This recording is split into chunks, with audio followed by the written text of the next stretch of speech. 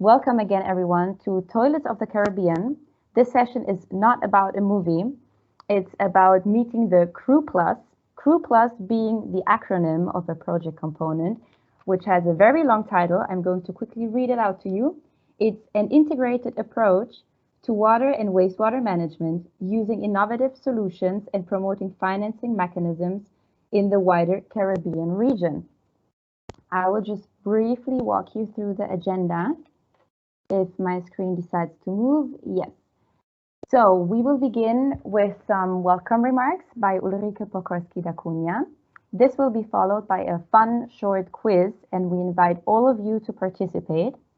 And then the quiz will be followed by a moderated panel discussion with our speakers of today, Isabel Vanderbeck, Christopher Corbin, Rodrigo Riquelme, and Pedro Moreno. And the session will be wrapped up in the end with closing words and the way forward again by Ulrike Pokorski. Just some remarks about the stars of our show today. We have on our right Isabel Vanderbeck. She is working for the UN Environment Program, Global Environment Facility International Water Task Manager. She started her career as Junior Professional Officer with the Food and Agriculture Program in Egypt on the Nile forecasting system, and she has been with UN Environment Program since the year 2000.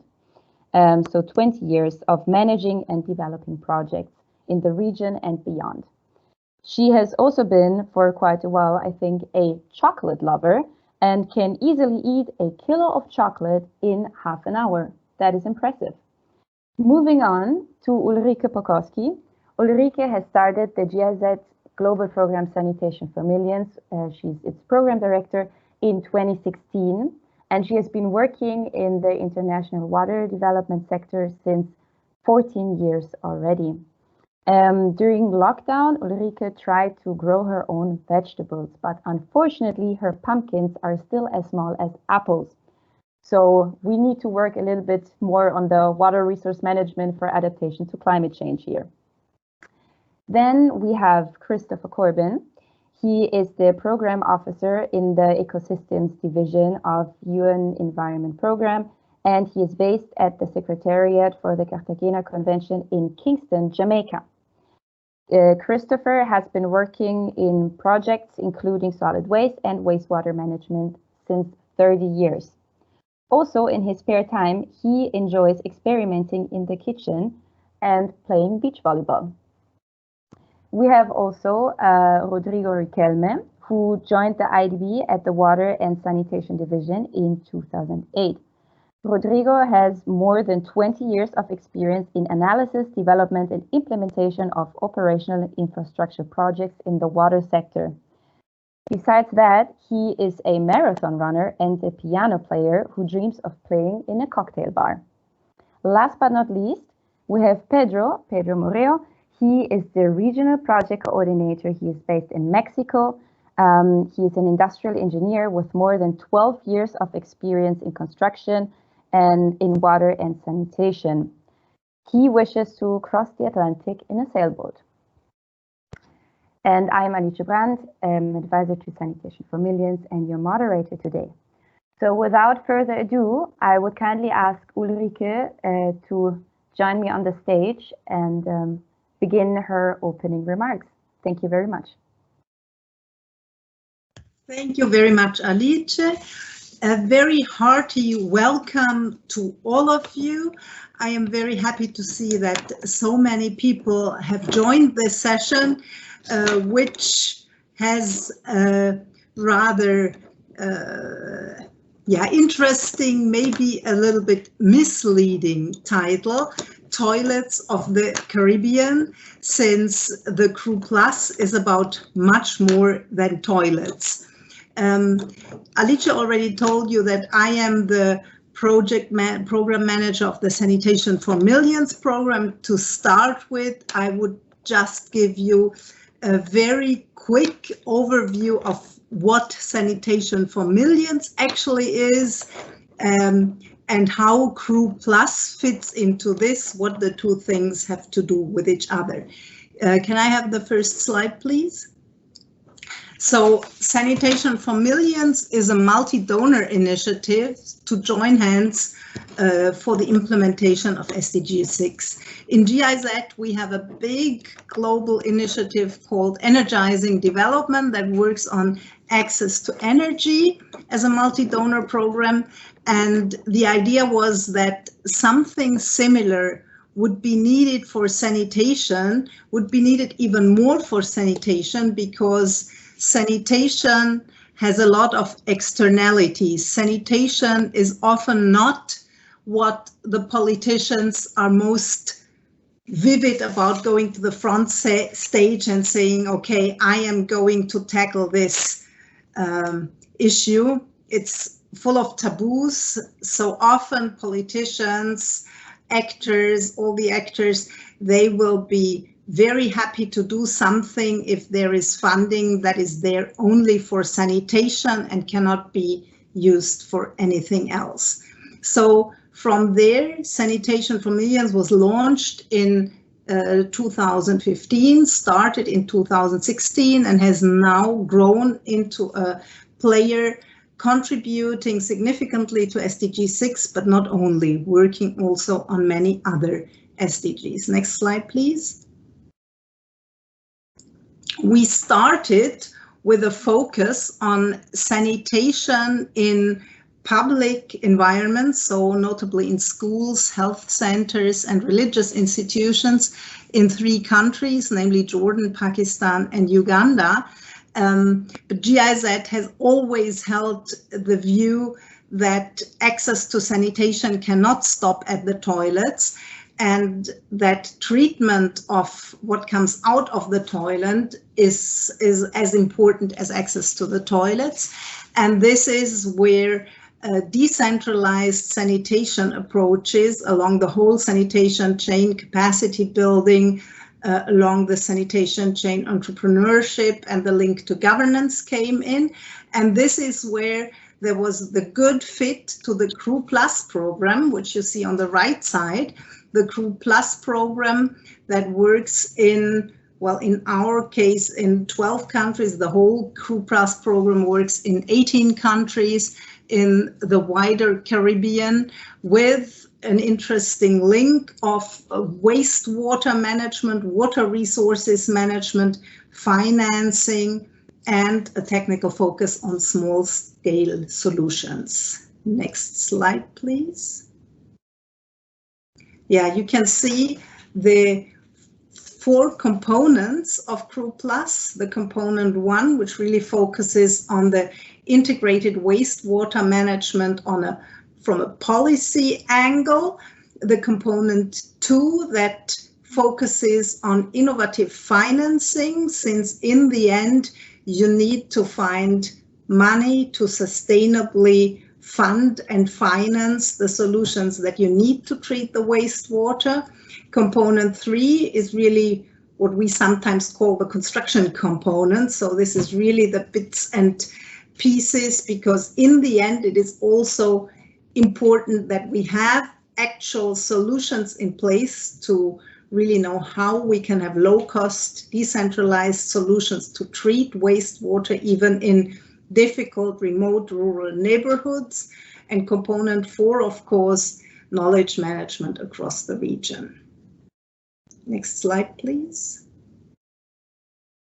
Yeah, I thank you very much for joining this.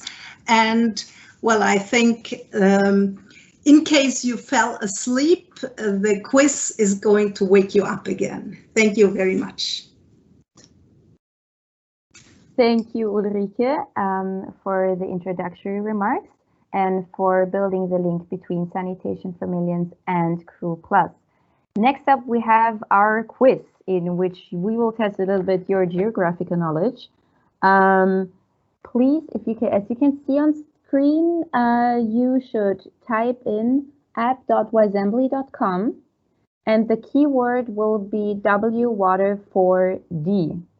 So I can repeat really slowly while you all take out your phones, or you can also type this in your browser, app.ysembly.com, keyword WWater4D. for D. So I'm hoping you will all participate in the quiz now. It is not too hard. And yes, we will begin with general knowledge on Latin America and the Caribbean. So the first question is if you can guess how many independent islands border the Caribbean Sea in the wider Caribbean region.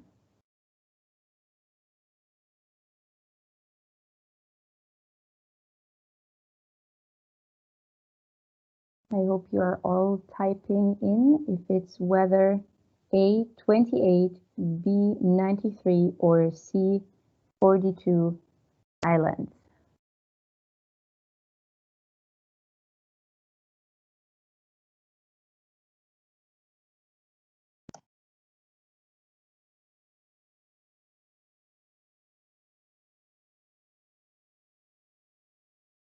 Now, I cannot see on my screen whether we have already moved on to the second question.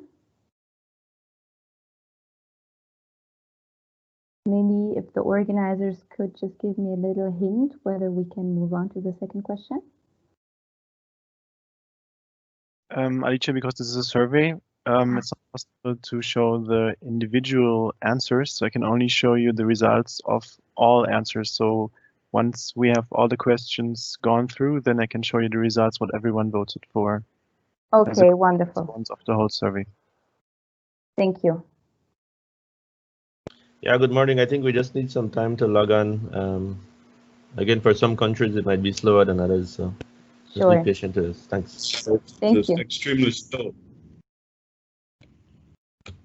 Okay, then there's the connection.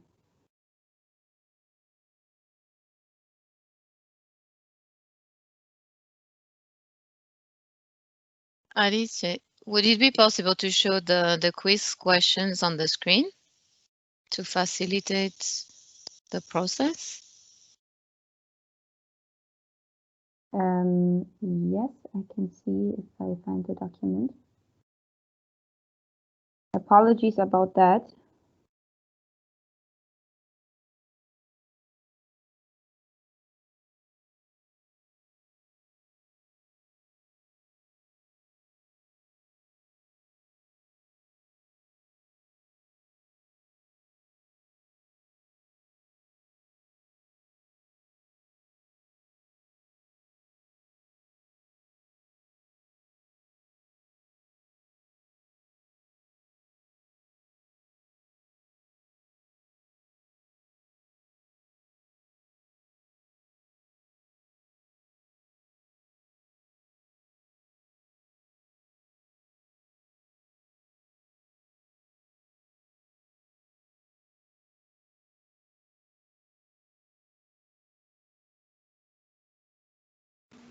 Okay, it was quick. I'm done. It was 5 questions. Yeah.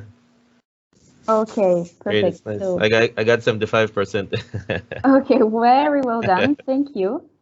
So, number of islands, is it 28, 93, or 42? The correct answer is A, 28 islands.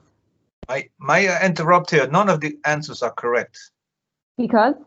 Or the question is wrong. If you shout island states, you might be right. But Bahamas itself has already 365 islands. Okay, well, thank you very much for correcting us on this one. Note taken. We can move on to the result of the next question, please.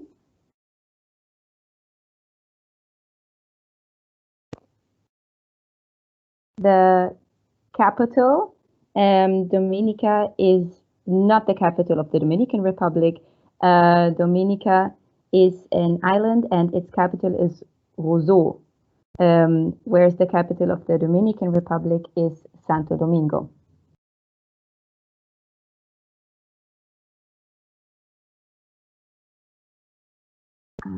There we go. I see some results moving on the screen. So 79% of you got the capital question right. Very good. If we can scroll down to the next question, I can see we have some sanitation experts here as well. So in Latin America, about 69% of the region's population lack proper sanitation. And then if we move to the sanitation infrastructure, the most common type of sanitation infrastructure in rural areas of the Caribbean region is the pit latrine, and 84% of you got it right. Well done to all of you. And now we have one last question that will allow us to show some beautiful pictures. I don't know if Matthias, you will be sharing the screen again for this one. Yes. Okay, yes, perfectly. I can see it on my phone as well. So yeah, there you go. Which of the following wonderful sites is not an area of the project's intervention? So this is an expert's question. Is it A, Omoa in Honduras, B, Caye Caulker in Belize, or C, the Adu Atoll in the Maldives? And 100% of you got it right. Very good, because we know that the Maldives are not in the Caribbean. Good job, all of you. Thank you for participating in this quiz. And yes, I think we can move on to our moderated panel discussion now. I would kindly ask our panel speakers to turn on their cameras so we can see their faces. So that would be Isabel Vanderbeck, Ulrike Pokorski, Chris Corbin, Rodrigo Riquelme, and Pedro Moreo.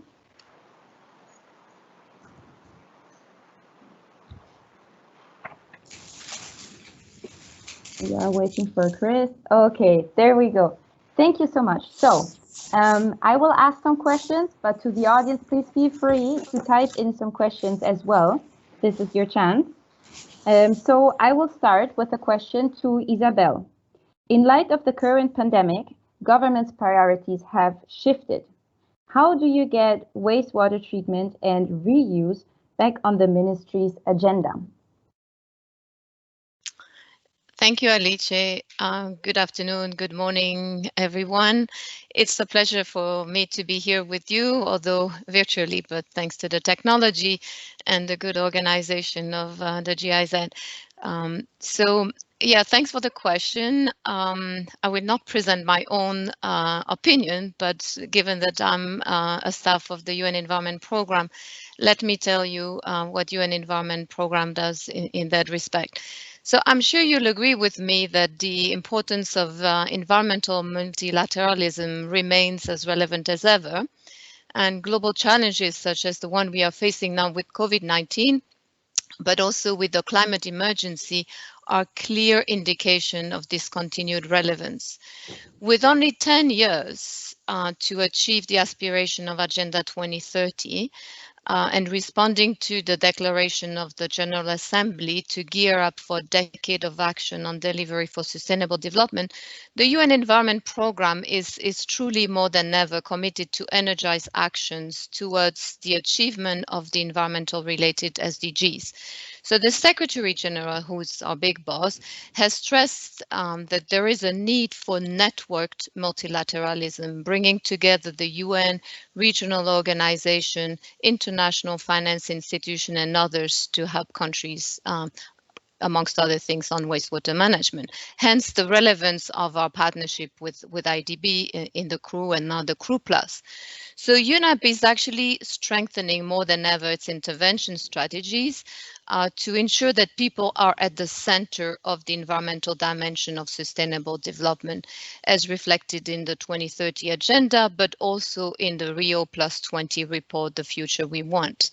UNEP is committed to be transformational and to shift the needle towards sustainable development by addressing key environmental challenges such as climate change, nature loss, and pollution in the context of sustainable consumption and production, while at the same time contributing to global recovery in a post-COVID world.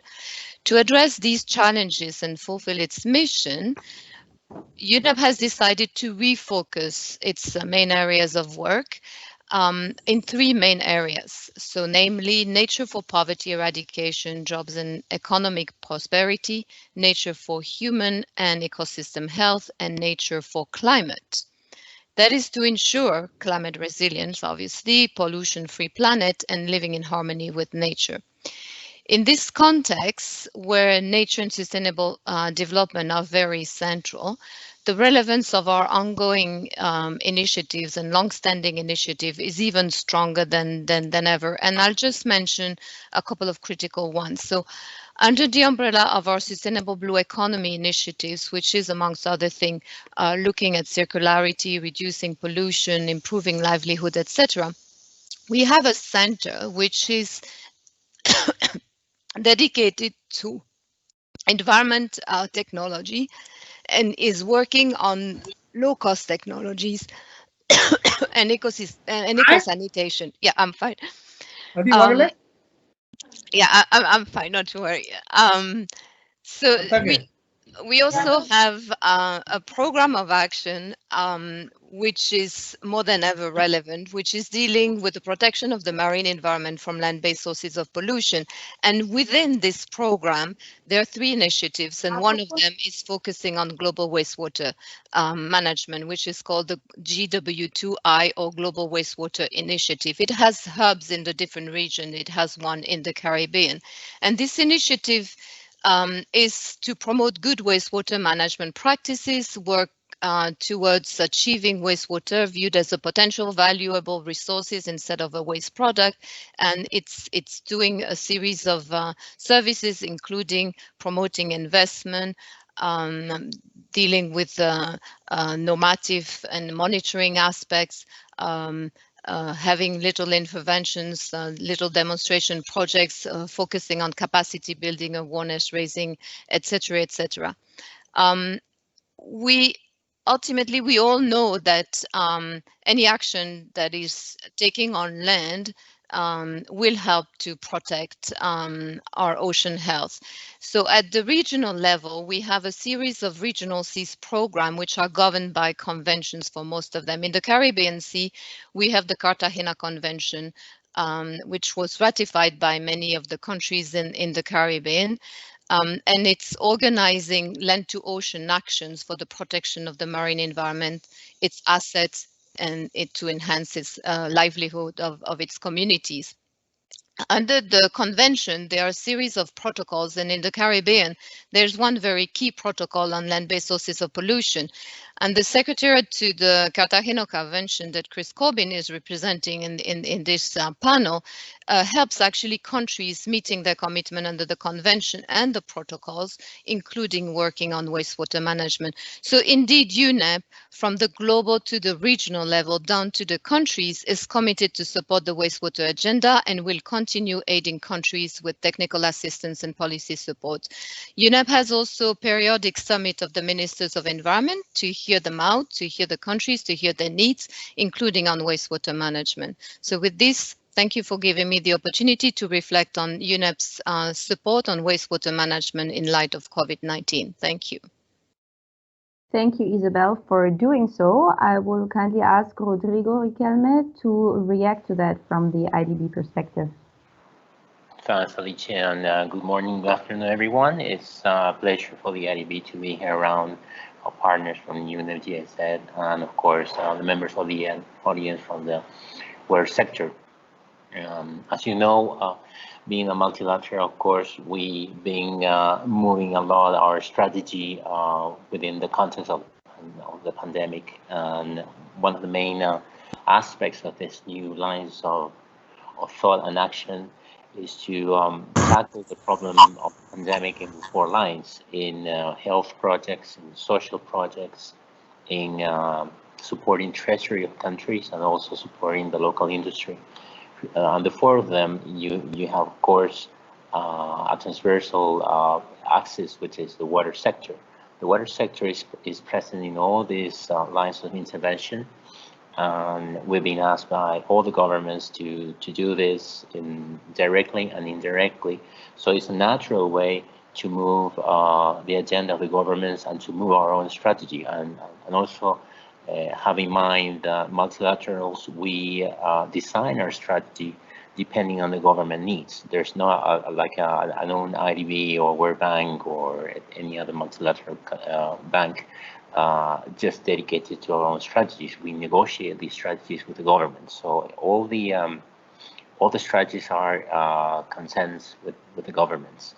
In this aspect, in the water sector, we notice that there's going to be a not very happy scenario when the pandemic ends. We're going to have a lot of decrease in the payment. Billing is going to go down to 30%. We already have seen water utilities billing less than 50% of their normal billing. We're going to have an increase of demand. People are demanding more water because they are washing their hands, because they are staying at home. We have an increase in peak demand, and we have also a lot of reactions from water utilities for the pandemic. As you know, the pandemic demands a lot of water from other sectors that don't have direct access. They don't have 100% access and continuity. So this is what we're going to find after the quarantine. We are tackling this problem with 4 lines of actions as well. We're going to put more emphasis on supporting day-to-day operation. We're going to put emphasis on improving the financial collection. We're going to put more effort in communicating as well with the population. As you know, the population needs to be aware about the service that water operators give into the community, and sometimes water operators are not very good in passing this message to be more effective. And finally, we're going to have more resources dedicated to low-income families within the peri-urban and rural sector. So these 4 lines of actions are, of course, moving toward wastewater. As you know, the circular economy concept is something that is being around for many years, but nowadays many utilities are realizing that the circular economy concept will help them to increase their income sometimes when they can't sell the treated water, and when they can educate the population to use this treated water and to have less resources taken from the aquifer. So that's something that we are going to put more emphasis as well. We have a lot of challenges within the technological aspect. I think that one of the main value added by wastewater treatment works, although, as you know, research hasn't told us yet whether or not you can get COVID-19 from the wastewater. It's not really proven yet. There are some lines of thought, but we really know that we can detect the virus in the wastewater, and that's going to help a lot some of the districts to understand how is the population behaving with the pandemic. And we have many requests from countries and operators that they want to put together a sampling campaign in order to understand better the population and how the pandemic is behaving using this kind of thermometer, virus thermometer I would call, to understand how the pandemic is behaving in towns and cities. So that's what we think is going to happen. We are far away as well from the SDGs. There are a lot of estimates. Some of them are talking about $100 billion in investment for wastewater coverage. So we need to be aware that there's a lot of road to be traveled. But we think that doing everything we've been doing in the past with more emphasis, more awareness with governments, that we need to have the private sector involved more than we did in the past, having the community participating more in the projects and the decision making, and having governments and multilaterals supporting water operators. We can certainly move toward the SDG in a more efficient way. And I think that's globally what we're doing. The bank is very flexible for these interventions, and we invite you as well to let us know what you think your country will do, what you think your country is doing, in order to give us feedback and understand better what's happening now in the world in the wastewater sector. Thanks. Thank you very much, Rodrigo.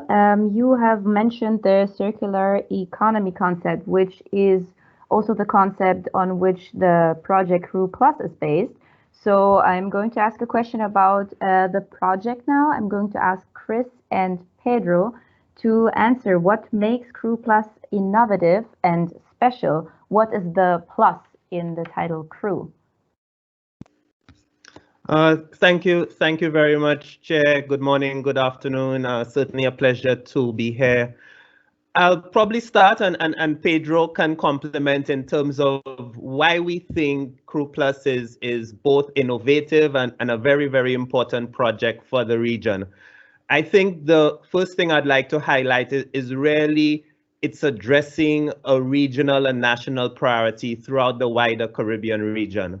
When the Cartagena Convention was established in 1986 and then the Land-Based Sources of Marine Protocol adopted in 1999, domestic wastewater and sewage was identified as the #1 point source of pollution. It directly impacts human health, it threatens livelihoods, it has a direct impact on our tourism industry. And yet we are not seeing the necessary investment in wastewater management and wastewater treatment. And I think CReW+ is directly addressing that need.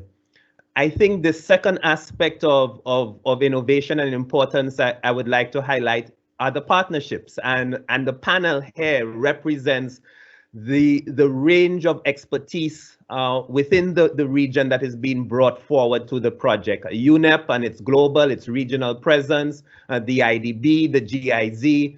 But what I'd also want to highlight are the number of regional partners, regional associations, regional agencies, the academic and research community who are also going to be partners in the implementation of the CReW+ project.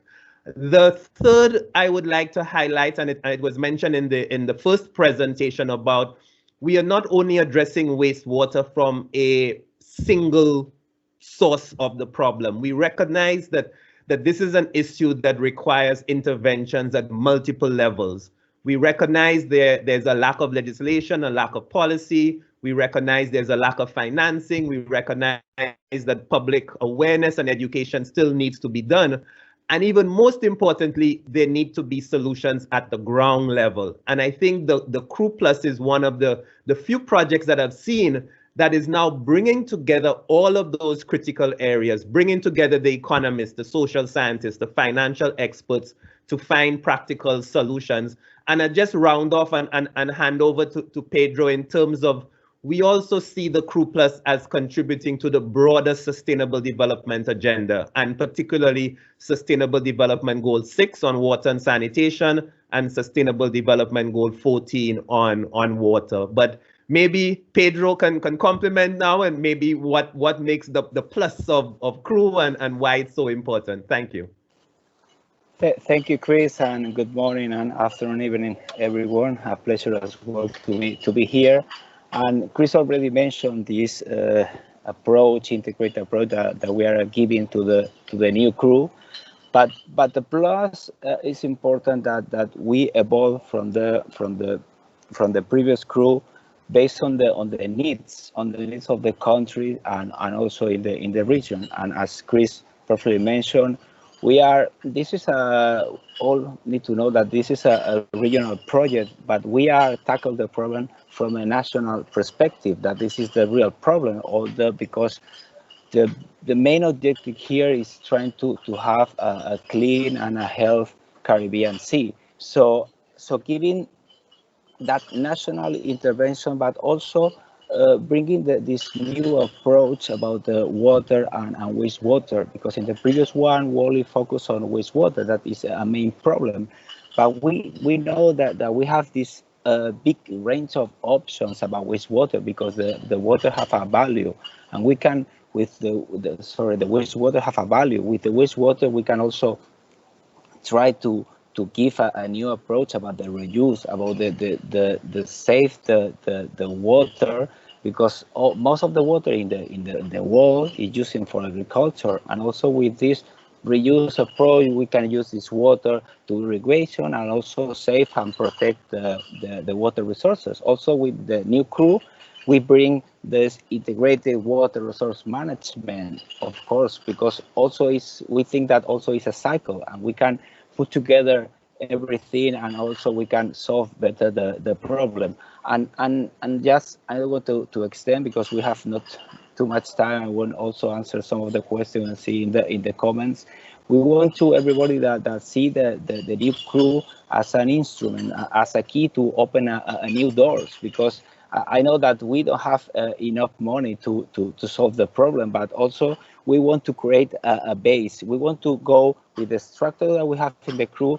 We want to create a base for things that works, and we can replicate that the things that the activities that we're going to implement is going to be sustainable. And also, as Chris mentioned, because everybody knows that the Caribbean region, because most of the countries are island and we have this Spanish-speaking barrier, we want to bring everything together. And the countries, I'm also want to take the opportunity to thank the countries, because we are having this preparation phase, and the countries are really have this I mean, they are on board, fully on board, to also want to replicate things. They want to learn from other experience from the countries, and also they want to share their experience to different countries, and also with the stakeholders. And last thing, and I finish, also we want to bring this approach that the CReW is not a project that they want to do these things that we have on paper. Also, we are looking for things that another agencies, another projects, and other countries are doing, and just to join and join efforts, and not to duplicate things. This is only that thing that we need to stop doing. That one project enter, and then the other project 3 years later do the same thing. So this is the thing that the CReW want to put and implement, and this is because we want to create a project that is innovative of that. So now I'm gonna stop there and give the word to Alice. Thank you so much, Pedro and Chris and everyone, really, for replying so extensively and elaboratively to the questions that I have prepared. I would suggest that in the remaining minutes, we give the word back to Ulrike to say some final remarks.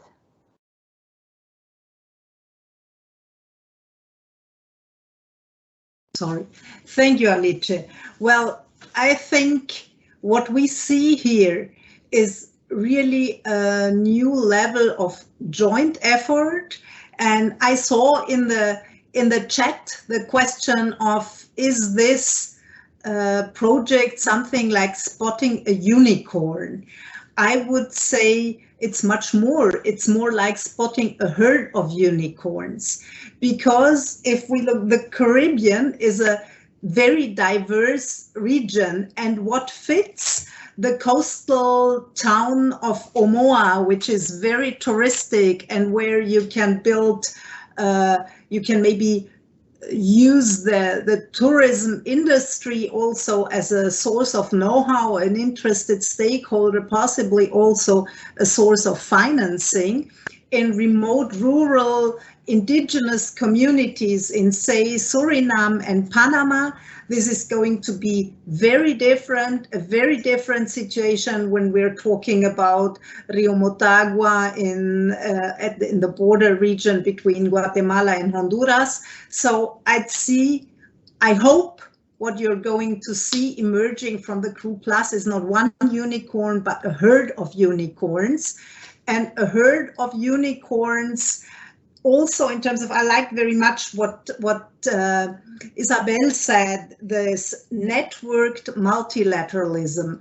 I think we have here a team that brings together very different strengths, and I hope that we can truly build innovative solutions. And I think one of the key points we'll have to tackle, I mean, there are many key points. I think the project is innovative because it really joins the policy and governance side with the financing, with the very practical, small scale and low cost solution aspect. I have not seen these aspects brought together in this way. All of them have existed before, but not brought together like this. And in the end, I think what would be my ambition, Pedro said, it's ultimately about keeping the Caribbean clean, but I think, and I think what we want to contribute to this is also to find mechanisms that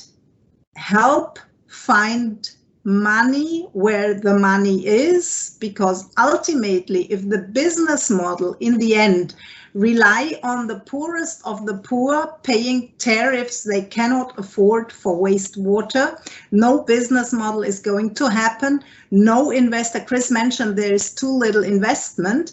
There is too little investment because business models often suppose in the end payment by people who are not going to be willing or able to pay for it. Environmental issues, sanitation have strong externalities. Our ambition is to find mechanisms where business models that works are joined by the know-how. We also know that often the technical capacities, the know-how about the solutions and about cheaper way of doing things can be key. And we hope that joining our capacities, joining the know-how and the opinions of all the stakeholders on the ground, because often they also have know-how which we can use, we will be able to point several interesting unicorns or other interesting animals which may be modified, replicated, which may inspire and which hopefully contribute to a cleaner Caribbean, to a more healthy environment. And I also like this key point of putting people at the center. It's about the environment, but it also has to be a clear and tangible benefits for the people, for the poor populations who are key actors in this. Thank you very much. Famous last words. Thank you, Ulrike. I think we've got plenty of ideas of what the logo can look like now. A big round of virtual applause to everyone. Thank you so much. This was the last session today. Thank you, Isabel, Rodrigo, Chris, Pedro, and Ulrike again, and of course the great audience. We'll keep in touch, and this was us. Thank you. Goodbye. Thank you. Bye-bye. Thank you, Alice, for the great moderation. Thanks, everybody. Thank you. Bye to everyone. Bye. Bye.